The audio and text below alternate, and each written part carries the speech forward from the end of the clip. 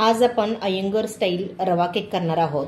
त्यासाठी सगळ्यात पहिलं महत्त्वाचं काम करायचं ते म्हणजे आपण ज्या टीनमध्ये केक करणार आहोत त्या टीनला आपण थोडंसं तेल ब्रश करून घ्यायचं आहे आणि त्यामध्ये मी इथे बटर पेपर लावतीये आहे म्हणून लावतीये, अगदीच लावायला पाहिजे असं काही नाहीये, नसेल तरी देखील चालेल। माझ्याकडे होता म्हणून मी तो लावती। त्यावरती परत थोडंसं आपण तेल लावून घ्यायचंय।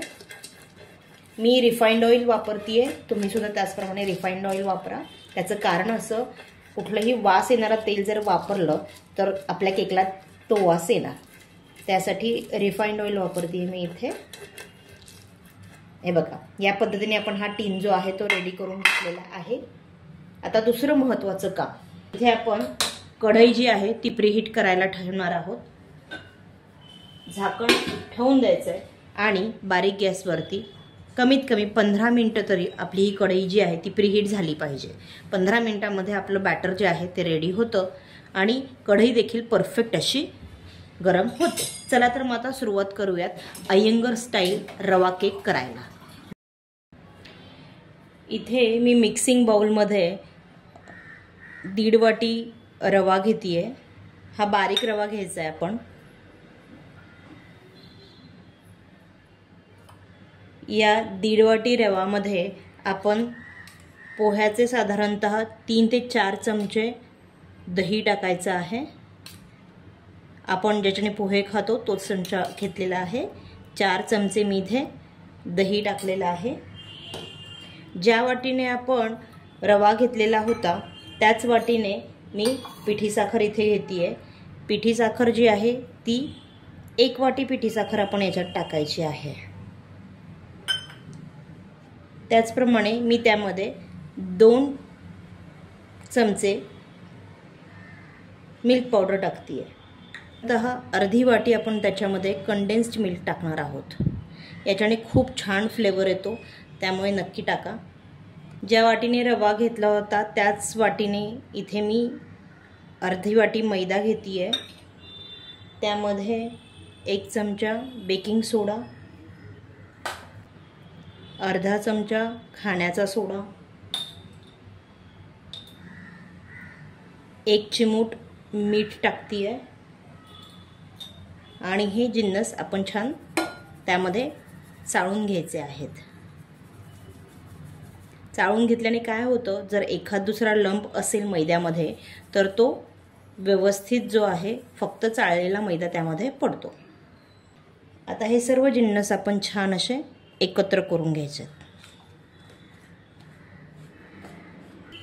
माझ्या चॅनलवरती पहिल्यांदाच रेसिपी पाहत असाल तर मोनिकाज बेकपॉट नावाची एक सेपरेट फक्त केकची प्लेलिस्ट मी तयार केलेली आहे।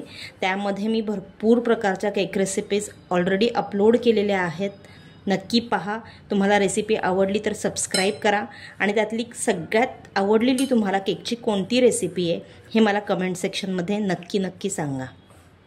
त्याचप्रमाणे हा केक करत असताना तुम्हाला इतर काही डाऊट असतील तर ते देखील तुम्ही नक्की विचारू शकता।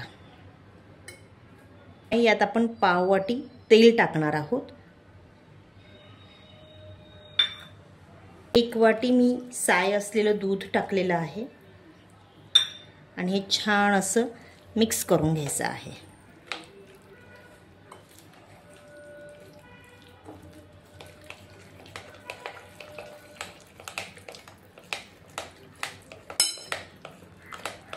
खूप सहज आणि सोप्या पद्धतीने हा केक तयार होतो, तुम्ही नक्की ट्राय करून बघा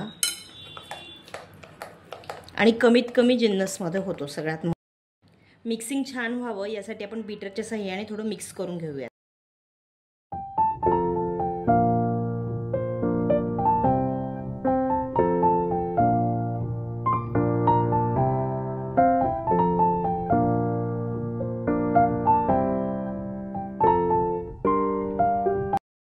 आपण थोडासा व्हॅनिला एसेन्स टाकूया, छान असं एकत्र करून घेऊया। हे बघा,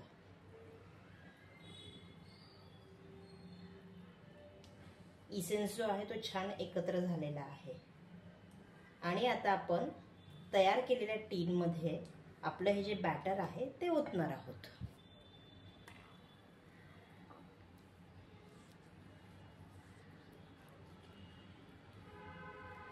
दोनदा हलक्या हाताने टॅप करून घ्यायचंय आणि आपण प्रीहीट करायला ठेवलेल्या कढईमध्ये आता आपला हा टीन जो आहे तो ठेवायचा आहे.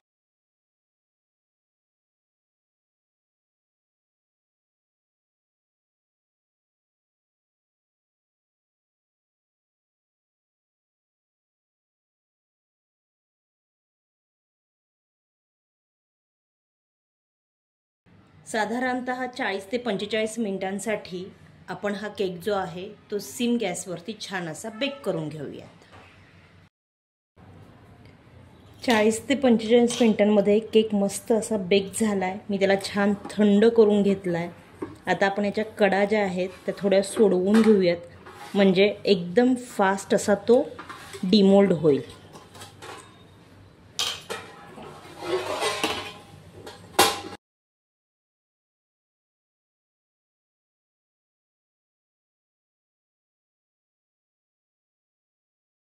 बघा कागद लावल्यामुळे किती छान निघालाय.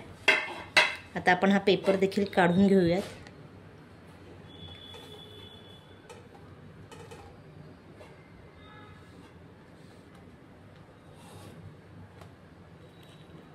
खूप मस्त आणि परफेक्ट जाळीदार असा हा केक तयार झालेला आहे. तुम्ही बघू शकता मस्त केक झालेला आहे. मी तुम्हाला छोटासा पीस कट करून दाखवते.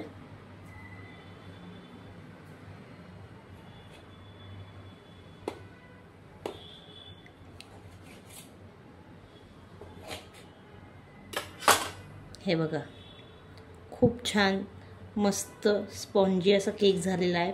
परफेक्ट अय्यंगार स्टाईल केक बनलेला आहे. तुम्ही देखील नक्की ट्राय करा आणि मला सांगा तुम्हाला कसा वाटला. पाहत रहा मोनिकाज मॅजिक पॉट. पुन्हा एकदा भेटूयात अशाच एका छान मस्त इनोव्हेटिव्ह आणि घरच्या साहित्यात बनणाऱ्या रेसिपीसहित. Till then bye bye, enjoy.